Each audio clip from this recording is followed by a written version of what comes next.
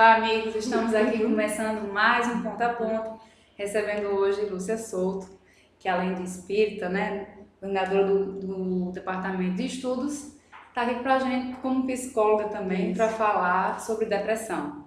Um pouco da visão espírita, um pouco da visão profissional. Na realidade, a nossa proposta é que a gente discuta todos os pontos de vista sobre o mesmo assunto, para que a gente possa cada vez mais conhecer um pouquinho. E aí a depressão é uma das doenças graves e que acomete cada vez mais pessoas no mundo inteiro. Então, a gente precisa se informar para que a gente esteja vigilante quanto à nossa saúde e a saúde dos nossos entes queridos também, não é isso, Lúcia? Com certeza, né? A gente sabe que a depressão hoje é um mal que acomete a muita gente, né? Todos os dias, a cada 20 pessoas, uma é acometida da depressão. Então, é importante que nós possamos realmente nos cuidar, que possamos nos perceber, não nos perdermos de vista e para que não façamos, não tenhamos passar por esse processo, essa queda no rendimento pessoal, de um modo geral.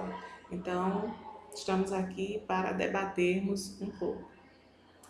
Então vamos começar a nossa discussão com relação à influência dos espíritos no nosso comportamento. Porque lá no livro dos espíritos, na pergunta, Kardec pergunta qual é a influência, né? E os espíritos dizem que é muito maior do que a gente possa imaginar. Então, se a gente é tão influenciado pela espiritualidade, isso pode ser um reflexo no nosso comportamento e que pode acabar em doenças como a depressão, não é isso? Isso. Nessa questão do Livro dos Espíritos, na 459, mais especificamente, então ele realmente, Kardec faz esse questionamento à espiritualidade em torno dos nossos pensamentos e ações. E eles respondem que muito mais do que o que a gente imagina, muito mais do que a gente pode supor, há essa influenciação. Então, com certeza há uma influenciação devido já justamente aos nossos próprios comportamentos. Então, as nossas próprias atitudes, então o nosso desenvolvimento moral e espiritual. Então, é importante para que a gente seja influenciado, mas de uma forma bem positiva e não realmente ser direcionado. Porque quando os espíritos são espíritos, digamos, do bem, são espíritos superiores, eles não vão estar, digamos, incomodados com o nosso dia a dia. Então, eles vão ali realmente, em algum momento, nos intuir em alguma decisão, mas nós que vamos tomar. E quando essa influenciação é de uma forma negativa, esses espíritos chegam até nós para nos influenciar, digamos, de uma forma que muitas vezes nós nem queremos, nem estamos pensando ou querendo fazer aquilo, mas terminamos, mas aquilo está em mim. Não estou pensando, mas aquilo está em mim. Então há um processo de afinidade, né? E é isso que vai acontecer. Então, existe esse processo de influenciação, existe sim. Não vai ser a influenciação, Gênero, que vai determinar a depressão. É importante também a gente saber disso. Né? Que muitas vezes, quer dizer que o espírito vai me influenciar e eu vou ficar depressivo. Então, não é bem por aí que realmente a gente pode pensar. Até porque a gente sabe também que essa influência depende muito da gente, né? Com Da certeza. permissão que a gente dá para que eles tenham acesso Isso. a nós, né? Depende muito do nosso cuidado com o nosso campo vibracional, com os nossos pensamentos. Exatamente. Uma vez que a gente permite esse acesso, então a gente já tem uma culpa, uma responsabilidade nessa questão, né? Exato.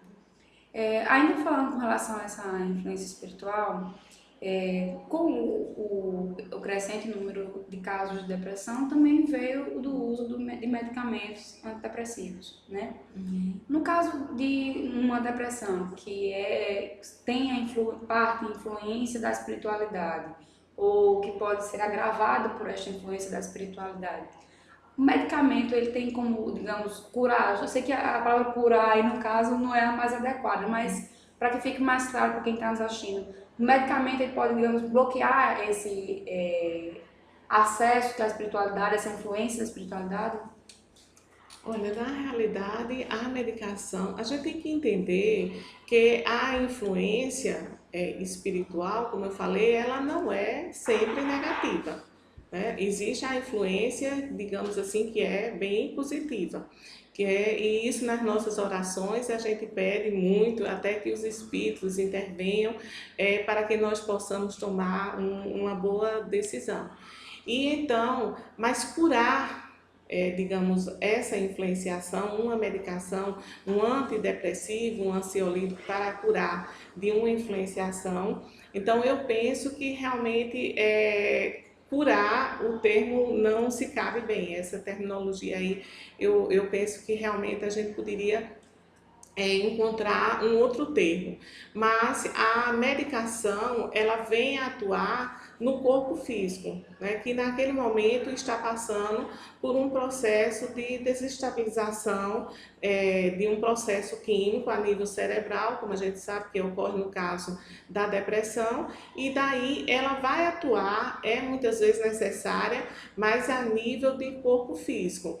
Então, muitas vezes, a materialização no corpo físico de uma determinada problemática, essa materialização, digamos, ela já esse processo de desestabilização, ele já está incubado, digamos assim, se não a nível perispiritual, porque na doutrina espírita nós falamos da existência de mais de um corpo, né? Seriam 3 corpos, então seria o corpo físico, o perispírito, que seria o semimaterial, que faz a ligação entre o corpo físico e o espírito.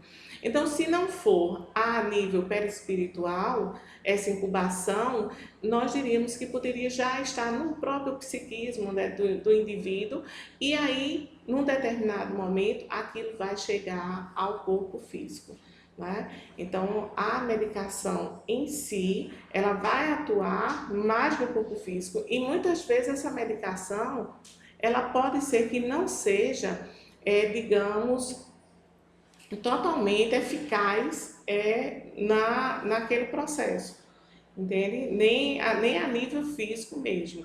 E às vezes, para determinadas pessoas, a gente vai encontrar uma eficácia. A gente vê muitas pessoas que passam por um processo de depressão e aí elas entram num tratamento medicamentoso e surta efeito aquele medicamento, mas é uma situação bastante delicada. É delicado porque para alguns tem algumas medicações que fazem efeito, algumas composições daquela medicação vai fazer efeito, para outros não, né? E aí é uma série de implicações, né? Porque aí vai tratar, digamos assim, aquele sintoma, né? Mas não trata as causas, né? Na realidade, ele tem que andar junto com outros tipos de tratamento, né? Uhum. Talvez realmente só sanar aquele efeito mais drástico para que a pessoa tenha condições de acompanhar o tipo de tratamento. A gente vê em casos de depressão, às vezes são tão sutis que a gente nem percebe. E tem outros que a gente vê uma destruição física, psicológica da pessoa. A pessoa com depressão, ela pode chegar a perder completamente a responsabilidade dos seus atos, assim, não ser mais responsável por si mesmo como qualquer outro paciente de uma doença física normal? Olha, a pessoa num processo, porque a depressão, existe alguns tipos de depressão. Então, existe aquelas mais leves, as moderadas e aquelas mais severas. Então, num processo de depressão severa, então a pessoa muitas vezes, ela vai, devido a essa alteração química no cérebro da pessoa, então o que é que vai acontecer? Ela vai realmente passar, vai haver essa descompensação nos neurotransmissores, né, mais especificamente na adrenalina, na serotonina, e aí o que é que vai acontecer? Vai atuar diretamente no sistema nervoso do indivíduo, né? E ele muitas vezes vai perdendo esse próprio sentido da vida, então ele vai aí um pouco se perdendo, mas isso não quer dizer que ele não tenha responsabilidades com relação a si mesmo, com relação ao meio. Então, ele tem essa responsabilidade. O que vai acontecer é essa falta de ânimo, né? Porque há um transtorno de humor aí. Então, o que é que vai acontecer? Ele tem essa falta de ânimo para realmente realizar. Às vezes, ele quer até sair da situação, porém ele não consegue por si só, daí a medicação ele ajudar nesse sentido. Porém a medicação, muitas vezes conversando com psiquiatras e através dos cursos também que a gente faz, de um modo geral, o indivíduo que passa por esse processo de depressão e ele toma um antidepressivo, vai ter um tempo para poder essa medicação começar a atuar no organismo. Então isso vai variar de acordo com o organismo desse indivíduo. E quando ele está saindo desse processo, né, de prostração em que ele se encontra, né, então nesse momento é importante os familiares, quem está por perto, chegar mais perto ainda, né? Ficar mais atento, porque é nesse momento que ele pode até cometer um suicídio, porque antes ele está num grau de prostração tal que ele não consegue nem, pode até pensar, mas não consegue, digamos, cometer esse ato. Mas quando ele está sob a medicação e que vai saindo desse estado que ele se encontra de prostração, ele pode vir a cometer o suicídio. Então, é uma situação assim, bastante delicada, então que a gente deve ter muito cuidado para que daí, não, fulano já está bem, agora eu posso sair, eu posso deixá-lo mais sozinho. Mas vamos ver qual é o período que você vai fazer isso, para que essa pessoa não fique realmente muito só, porque as ideias, elas permanecem. As influenciações também permanecem, né? E tá toda a família vigilante nesse momento A também. família tem que estar bem vigilante nesse momento, né? Evitar excessos de medicamento, alguns instrumentos que realmente a pessoa possa, quem mora em prédio, né, não tem uma grade e de repente as pessoas podem utilizar esse meio para poder cometer o suicídio. Tá realmente vigilante no sentido de que a medicação ela vai atenuar aqueles sintomas, mas ali ainda existe problema, né? Existe porque a medicação ela atenua esses sintomas, porém ela não vai diretamente na causa. Então, o tratamento para o depressivo é importante que ele seja um tratamento polivalente. Então, que nós possamos atingir as diversas áreas. Fazer o uso da medicação, né, procurar o psiquiatra para que ele realmente possa indicar qual o melhor que se adequa naquele caso, o tratamento psicoterápico, para que daí realmente a gente procure averiguar o que é que está ocorrendo com aquela pessoa e com certeza o tratamento espiritual. Nós temos casos, Diana, no nosso consultório em que atendemos pacientes espíritas e não espíritas. E nós percebemos, né, que aquelas pessoas, não necessariamente espíritas, mas as pessoas que têm uma atividade, uma religiosidade e desenvolvem mais esse lado da espiritualidade, sem uma hipocrisia religiosa, evidentemente, então essas pessoas tendem a ter um melhoramento, uma resposta mais rápida do que aquelas pessoas que não têm. Aquelas pessoas que têm esse acompanhamento polivalente, psiquiátrico, psicoterápico e através da religião da qual ele faz parte, também não necessariamente espírita, mas aí ele tem uma resposta muito, muito mais rápida. Por quê? Na doutrina espírita também, especificamente aqui, que é o nosso caso, a gente vai ver essa resposta mais rápida, porque a doutrina espírita ela tem diversas atividades que podem ajudar o indivíduo nesse sentido. Não é? São atividades, palestras, leituras de livros que realmente podem vir ajudar o indivíduo, o trabalho fluidoterápico, que é com água fluidificada e passes, a desobsessão, que vai trabalhar justamente esse indivíduo e também trabalhar aqueles influenciadores ou chamados obsessores, para que eles realmente possam entrar num processo de conscientização. Então, a doutrina espírita, ela mostra ao indivíduo, amplia, né, o seu campo de percepção, amplia no sentido de fazer com que ele entenda que a nossa vida não é apenas isso aqui. ela vai além, transcende. Se fala da vida futura. Então que o nosso corpo ele pode realmente vir a se acabar, mas que nós continuamos aí em outras existências. A nossa vida continua, a existência acaba, mas a vida continua. Então é dentro dessa perspectiva e o que as outras religiões trabalham, muito a questão da fé, da esperança, que é importante dentro desse processo para uma pessoa que está com algum transtorno, com algum tipo de depressão. Você falando com questão dessa espiritualidade, algum tempo atrás a gente teve o caso do próprio padre Marcelo, né, que se apresentou depressivo e muitas pessoas questionaram, né, como um padre, um homem da fé, Sim. Podia ser acometido por uma depressão, né?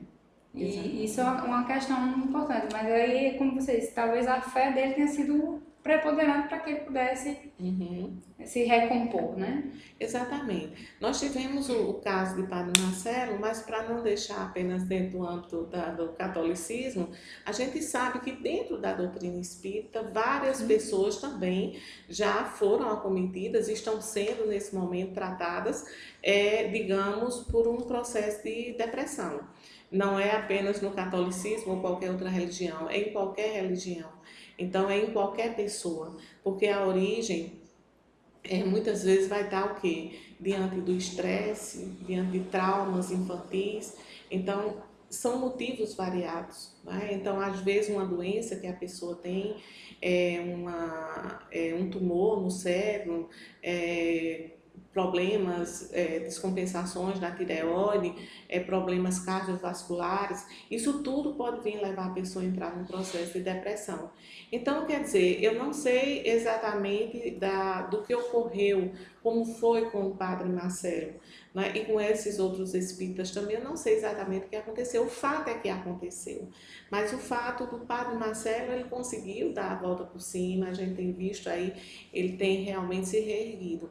E com os outros também, irmãos nossos, nessa caminhada dentro da doutrina espírita, a gente também percebe isso, vários depoimentos de irmãos, hoje palestrantes também, e que tudo que ocorreu com eles serviu, digamos assim, para eles se fortalecessem naquela fé e também se sobressaíssem de uma forma mais forte, mais fortalecida, né? Então, acontece muito, mas que a religiosidade ela é importante, possivelmente, tanto o caso do Padre Marcelo, como de outros irmãos, como nós falamos, esse fator da fé, de você estar envolvido não apenas com a questão da religião, mas da religiosidade, do seu desenvolvimento, do seu melhoramento moral e espiritual, isso com certeza te ajudará em muito.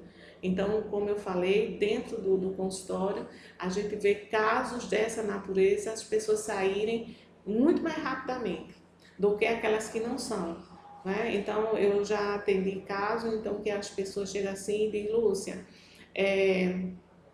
estou procurando um meio para me suicidar. Então, isso é muito forte, é muito tocante, né? No consultório a gente não vai tratar da questão religiosa, né? Então, ali é a questão psicológica do indivíduo.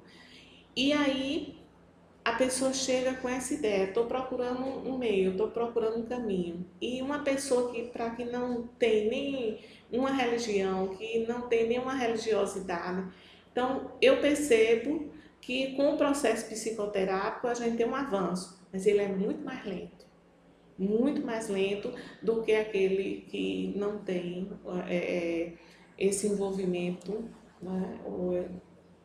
É muito mais difícil. Como você bem falou, são diversos os fatores que podem desencadear uma depressão. Inclusive problemas da saúde física, né? Sim. Que podem. Mas até com relação a como a doença se processa de forma emocional, às vezes é complicado porque muitas vezes a gente escuta, isso é drama, isso é besteira, está querendo chamar a atenção. As pessoas não têm esse entendimento de quão a pessoa se sente triste, se sente sem sentido na vida, né? Então, a gente tem que estar atento para essas questões, não só uma questão emocional, como a perda de um ente querido, né, um drama familiar que você passa, mas questões físicas também podem, né? Você está com uma doença que você nem sabe que tem, que pode estar ali causando essa depressão e às vezes as pessoas são muito julgadas também, né?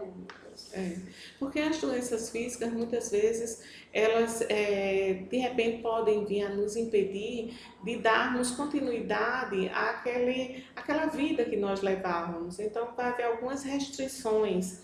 Então, quer dizer, você também há naturalmente no ser humano o próprio medo na morte. Então, quando você é acometido de uma doença mais séria, então você esse medo de uma forma instintiva, a gente aciona no nosso cérebro, né, que existe uma parte anterior, que seria no nosso cérebro reptiliano, que é onde está a base dos nossos instintos, né, e aí vai acionar ali, aquele medo vai surgir, né? Então, porque nesse cérebro a gente encontra muito essa parte da instintiva, a questão da fuga ou da luta. Então, muitas vezes aí a gente quer fugir e quando a gente não consegue mais lembrar aquele próprio ritmo de vida que nós tínhamos, então a gente começa a ficar triste, a gente começa a ficar para baixo e a gente começa a se isolar. O processo de tristeza, todos nós passamos.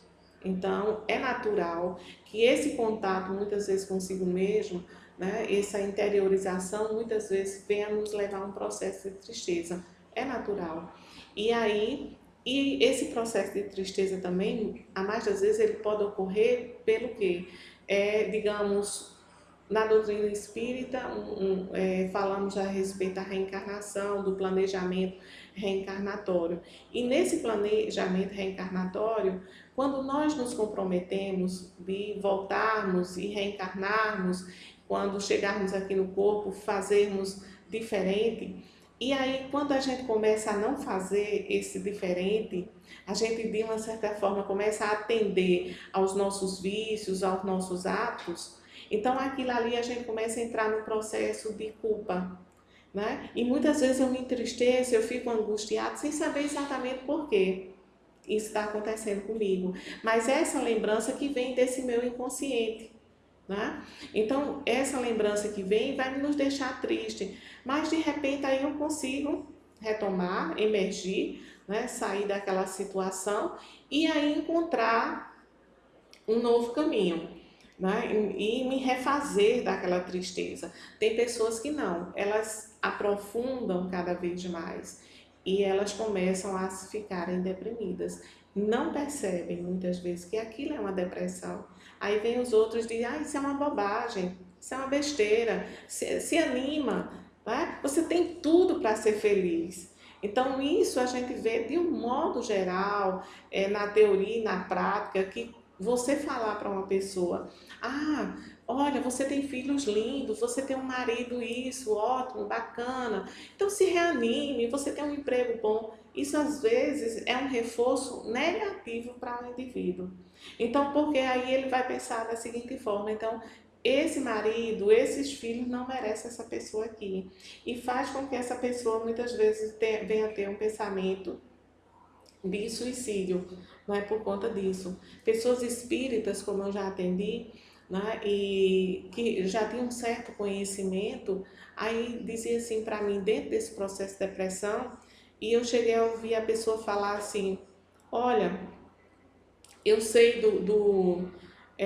de tudo que se fala a respeito do suicida, quando chega no mundo espiritual, que aquilo é um grande engano, que você vai se deparar com a vida real e tudo, e que você vai passar pelo umbral. E então, mas eu mereço passar por tudo isso. A pessoa chega a falar, não é? Porque eu sou dessa forma, estou desse jeito, estou prejudicando minha família não merece essa pessoa assim, entende? Então eu prefiro me matar e sei que mereço passar por tudo isso. Então, para você ver a linha de raciocínio que está diante justamente desse desestímulo, dessa transformação do humor, até de você imaginar que você não vai conseguir sair daquilo ali, que aquilo ali é algo indefinido e que não tem tempo para acabar. E é uma questão que vai aí depender muito de você, né?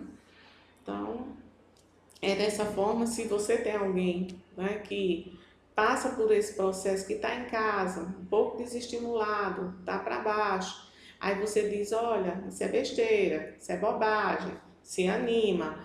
Às vezes a pessoa está lá já no processo de depressão e você não está se dando conta. Fique atento para levar essa pessoa a buscar um tratamento ou tratamentos que realmente são adequados, porque não vai ser só em casa, uma saidinha, vamos tomar uma cerveja, muitas vezes vai piorar a situação nessa cerveja, né? Porque o álcool pode dar uma certa euforia ali naquele momento, quando passar, aí a depressão é maior ainda. Então, quer dizer, a gente tem que ter esse cuidado e ficar atento com aquelas pessoas que a gente ama ou que convive, para realmente observar. Porque hoje, Diane, acontece uma coisa muito séria. A evolução tecnológica, né, é muito bom e veio para nos ajudar. Porém, como ainda a gente não sabe utilizar com esses mecanismos, a gente muitas vezes termina abusando. E às vezes eu estou dentro da minha casa, junto com meu filho ali e separado ao mesmo tempo, cada um no seu mundo virtual, né? No Zap, na internet de um modo geral, e deixamos de ver a tristeza no olhar do outro, deixamos de ver realmente o que está se passando com o outro. E isso realmente vai nos afastando. Então a gente não consegue perceber. Quando de repente você tem um filho envolvido em drogas, que muitas vezes já pode ser diante de um processo depressivo, ele já drogas que eu falo ilícitas, e então daí a importância da gente ficar realmente bem atento. Outro evento que muitas vezes chega a perturbar muitas pessoas é quando a mediunidade ela começa a se apresentar, Sim. né? E aí, muitas vezes, até você fica um tanto desconfortável, porque ela se apresenta de uma forma que as pessoas começam a estranhar, as pessoas começam a família já fica com vergonha, né? Porque, principalmente para quem não tem conhecimento da doutrina, que não estudou, que não conhece, aí que não sabe lidar mesmo com a mediunidade quando ela começa a aflorar. Então, essa mediunidade que aflora, que se apresenta, e que o indivíduo ainda não sabe como lidar com ela, né? Isso também pode ser um fator desencadeante de uma depressão? Na realidade, é importante que a gente entenda que a mediunidade, que é esse intercâmbio com o mundo espiritual, então ela é um dom divino, né? Que a gente pode entender como um resgate, não é? Que a gente pode entender como uma dádiva realmente divina, e não como um castigo, não algo como nos é imposto para que a gente venha pagar, não, mas é algo realmente que vem nos favorecer. Agora é importante que eu saiba utilizar essa mediunidade, né? Que eu possa utilizar, digamos, para o bem. A mediunidade em si, ela não leva ao processo de depressão, né?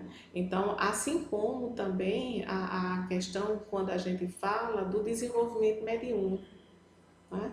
O desenvolvimento mediúnico pode levar um indivíduo a uma depressão? Não, né? Então, o desenvolvimento mediúnico, a mediunidade por si só, ela não vai levar o indivíduo, como também os obsessores não vão levar. O que vai levar à obsessão é justamente esse desequilíbrio químico, é esse desajuste psíquico, né, emocional que o indivíduo vive.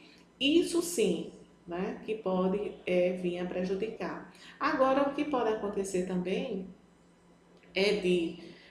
no caso do desenvolvimento mediúnico, às vezes tem pessoas que estão tomando algum tipo de medicação e vão participar da mesa mediúnica. Aí a gente pode perguntar, é indicado? Não, não é indicado. Isso aí pode colocar o indivíduo em risco, até, né? Aí você diz, não, mas tem umas pessoas que participam. Olha, cada caso é um caso, mas aí a gente pode pensar da seguinte forma: se o indivíduo está saindo já do tratamento, se ele passa por uma depressão leve, então isso aí realmente vamos dizer que naquele momento ele possa, de acordo com a direção dessa mediúnica, ele possa realmente não ter nenhum um risco.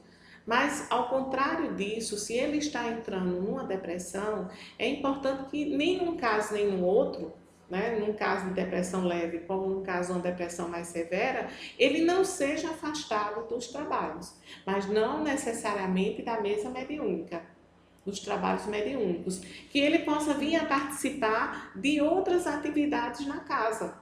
Né? Então, existem diversas outras atividades dentro de uma casa espírita. Então, para que essa pessoa realmente possa encontrar. Porque se ali quando você entra num processo de depressão, você vai ter essa desestabilização. Então, a nível de humor, a nível de raciocínio, você não vai estar. Então, e na mesa mediúnica é para que você possa atender espíritos enfermos, espíritos doentes. Né? Então a gente pode até comparar um médico, né, que ele vai para o hospital e de repente ele está extremamente enfermo. Como é que ele vai fazer para atender os demais? Se for uma enfermidade leve, que ele esteja ali naquele momento, ele pode até vir a fazer algum atendimento. Mas o indicado é o quê? É que ele se trate para poder ir atender os outros. Né? Porque se eu estou doente para atender outra pessoa, é muito complicado. Se eu tiver numa descompensação enquanto psicóloga, né, com algum tipo de transtorno, para ir atender outras pessoas, é muito difícil, é muito complicado. Então é importante que eu me trate para poder vir atender essas outras pessoas. Então é importante que a gente entenda que a mediunidade em si, ela não leva o indivíduo à depressão. Né? Com relação à cura, né? A gente pode dizer que depressão tem cura ou tem um tratamento que ele volta à vida normal, à normalidade, mas que você tem que estar sempre vigilante para que aqueles fatores que uma vez desencadearam não sejam recorrentes. É uma coisa que você não Sim. pode descansar. Eu sei. Tem pessoas que têm esse medo, né? Tem pessoas que às vezes, inclusive, elas querem passar, digamos, muito tempo numa psicoterapia, né? Se você disser, olha, você está bem, você pode realmente dar continuidade à sua vida tranquilamente. Essas pessoas, elas ficam inseguras, é o medo, né? Que ainda está ali instalado. Mas aí, no caso, é importante que aí a gente possa entender que a depressão em si, uma vez você indo lá nas causas, ela tomando, se estabilizando quimicamente, né? Organicamente, psiquicamente e emocionalmente, então ela fica bem, ela fica tranquila para dar continuidade, ela vai a cada dia se fortalecendo. Né? Então, existe um processo de cura, sim. Existe um processo de cura. Agora, existe também muito medo daquelas pessoas inseguras, mas que, digamos, uma vez com depressão, não quer dizer que você vai ter depressão sempre. Mas tem os casos, Lúcia, que de repente as pessoas podem colocar, fulano teve depressão, ficou bem, aí depois voltou. Cada caso é um caso, é importante a gente ver. De repente as pessoas tinham todos aqueles sintomas, realmente teve um diagnóstico de depressão, mas aí ela tratou só dos sintomas. Pode ser que volte? É bem provável. É bem provável que volte. Então ela tem que realmente, por isso que eu digo, é um trabalho polivalente. Não é um trabalho isolado. Sintoma é sintoma, não é a doença em si. Né? Então é por isso que a gente fala, a causa é muito importante. Então quando a pessoa sai de um processo desse, pode sair bem mais fortalecida e curada. Né? Agora vai depender muito dele. Vai depender muito do indivíduo, muito mais do que o profissional. Então, para que ele realmente se encontre, para que ele se perceba, para que ele entre num processo de autoconhecimento, que não é um processo fácil, você se deparar com você mesmo, você admitir, né, que realmente você muitas vezes usa de uma certa maquiagem, de uma máscara ou de máscaras no seu dia a dia. Então, muitas vezes a gente não consegue reconhecer isso. E no processo psicoterápico, que tem essa função de equilibrar o ego do indivíduo, é justamente a gente ir tirando essas máscaras, a gente ir realmente fortalecendo esse ego para que ele possa se entender, se aceitar do jeito que é outro processo fundamental, é você se aceitar do jeito que você é. Normalmente a gente não se aceita, né? É outro ponto que também pode vir a nos levar a uma depressão, é o próprio sentimento de inveja. Então, o indivíduo que é invejoso, o indivíduo que está sempre de olho no que é do outro, que quer o que é do outro, então ele vai se perdendo de vista, porque ele está de olho naquele. Eu gostaria de ter o que aquele outro tem. Então, e eu? Onde é que fico? Não me satisfaço com o que sou, não me satisfaço com o que tenho, né? E isso, essa insatisfação constante, poderá me levar e até uma briga com Deus também, que às vezes a gente arruma, né? A gente fica meio que brigado com Deus, é Deus para cá e eu para cá, eu não sei por que comigo é assim, porque eu não consigo tal coisa, o meu vizinho consegue, o meu irmão consegue, mas eu não consigo. Então, é outro ponto que realmente poderá nos levar aí a um processo depressivo. E nesse momento aí os irmãos obsessores, né, aqueles que nos influenciam de forma negativa, se aproximam, né, e dizem: é por aqui, é por esse campo aqui, por essa janela da inveja que eu vou entrando. E aí vai realmente suflando: olha, tu viu? Ele comprou um carro novo. Tu viu agora? Às vezes é uma namorada nova, não é? E eu não consigo aquela namorada nova, eu não consigo aquele namorado novo. E então vou ficando aquela pessoa eternamente mal satisfeita, mal-humorada com a vida. Para mim nada tá bom, pessimismo imenso, para mim nada vai estar bom, né? Sempre eu estou vendo algo de negativo nas pessoas, na vida. Se está chovendo está ruim, se faz sol está ruim, né? Se a pessoa sorri está mandando de mim, se a pessoa fica sério, né? É porque não gosta de mim. Então sempre tem algo de negativo ali em torno. Aí que é importante, são alertas, que é importante aí a gente ficando atento. Pesquisando sobre a pauta, sobre o assunto, que foi uma das perguntas que a gente colocou aqui, é que os números de depressão são bem maiores nas mulheres. Por quê? Eu gostaria de saber. Eu gostaria de saber. Não existe uma causa assim específica, digamos. A ONU ela já até requisitou assim uma pesquisa em torno disso e fala assim.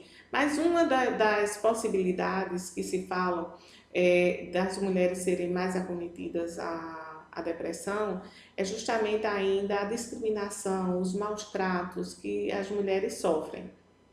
Então, nesse sentido aí que realmente a gente pode pensar, mas não tem algo específico, orgânico, entende? Que diga assim, ou espiritual, né? Que diga não, as mulheres, elas sofrem mais de depressão por isso aqui. Então, um dos fatores seria os fatores externos, né? Esses fatores externos que seria mais de ordem social, socioeconômica, né? Que nós vivemos. Então, a mulher ainda, né, sofre muita discriminação, ainda ganha menos, né, ainda sofre muita violência física, psicológica, social, de um modo geral. E isso traz uma tristeza, isso diminui a autoestima da pessoa. E então você vai entrando naquele processo e conforme seja a tua estrutura psíquica, você vai acionar esse cérebro, né? Essa parte mais primitiva nossa, e então aí entramos no processo de depressão. Agora também tem outro detalhe, né? Os homens, nesse sentido, eles não gostam muito de falar da vida pessoal. né? E há uma certa restrição com relação a procurar, digamos, um tratamento, um processo psicoterápico. Está mudando, isso a gente também percebe, está mudando. A gente recebe no consultório rapazes, homens já maduros e que hoje se sentem mais à vontade para falar a respeito da sua vida íntima, né, do seu interior, então de trazer aquelas questões.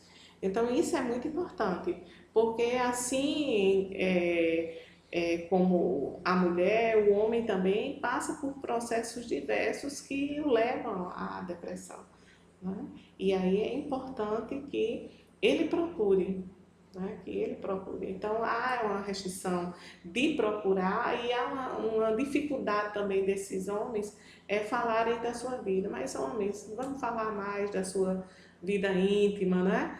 Então, para que realmente a gente possa ficar bem conosco mesmo, é importante, né? Sem vergonha, sem pudor, sem tabu, para que a gente vá extraindo tudo aquilo que muitas vezes nos faz mal, que muitas vezes nos incomoda e que a gente não consegue. Às vezes, digamos, eu tenho um amigo, alguém perto, mas aquela pessoa não consegue enxergar, não consegue. Aí entra naquela, isso é bobagem, cara, deixa pra lá, vamos sair, vamos pro forró, né? Época de São João, vamos para Campina Grande e tal. Então vamos aproveitar aí que vai estar tudo certo, arruma uma namorada, arruma outra namorada, se o problema do rapaz for um rompimento, um namoro, né? E aí, de repente, você pode entrar nessa, tal, eu vou. Mas aí você vai, volta, arruma até a namorada, fica, né? Porque hoje, né, é muito comum ficar. E aí, de repente, quando acaba o São João, acaba aquela ficada, e agora? Voltou tudo, né? Aquele estado de humor, normalmente, aí começa a cair novamente. É assim que vai acontecer. Então fica aí o apelo aos homens, né? Ainda com relação à mulher, Né? eu queria que você falasse pra gente qual a relação entre a depressão e o aborto. Que também pesquisando eu vi que existe uma relação bem próxima, né? Uhum. Na questão do aborto, é algo muito delicado, né? Então, a mulher, quando ela comete o aborto, né? Quando é um aborto voluntário, então isso vai trazer danos, tanto a nível físico, a gente sabe disso, como a nível psíquico também. E então, essa mulher, ela pode perfeitamente entrar, né, num processo de tristeza. Então, o que foi que aconteceu exatamente, o porquê desse abortamento, entende? A pessoa que ela estava não aceitou, ela não se preparou para essa gravidez, entende? Aí depois há um arrependimento muito grande. Eu atendo casos também de mulheres que cometeram aborto e aí posteriormente entraram num processo de tristeza muito grande. O grande desejo era engravidar, mas quando engravidou foi de uma pessoa, digamos, aqueles amores impossíveis, né? E aí de repente a pessoa não quis dar seguimento com aquela gravidez por conta da sociedade, por conta da família. E então a pessoa foi cometer um aborto aí, né?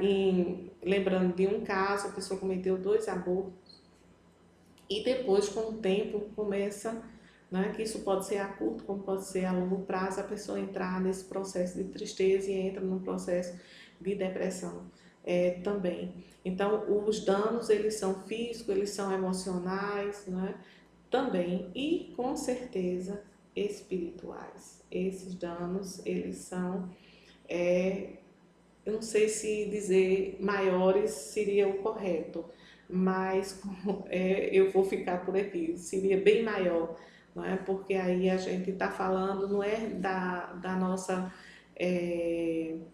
própria vida, né? Mas a gente está bloqueando, a gente está definindo algo que já foi definido pela divindade, pela espiritualidade e é mais ou menos por aí que vai ocorrendo.